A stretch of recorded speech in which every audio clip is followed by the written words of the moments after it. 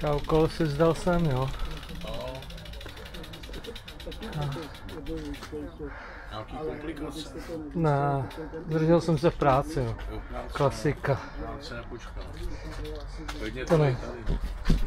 No, ale by mi to drželo.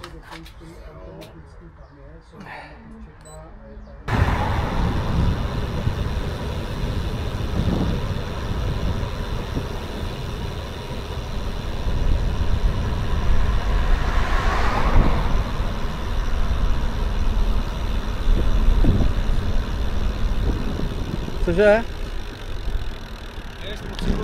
Já jdu po cyklotrase.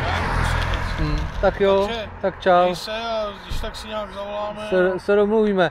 Ale kdyby se mi třeba to uvolnilo, tak můžeme i třeba jako, já nevím, ve středu, ale nevím, jak to tam mám, to v kalendáři. Takhle, kdybychom tady byli v 5, no tak do těch 6, tak hodinka.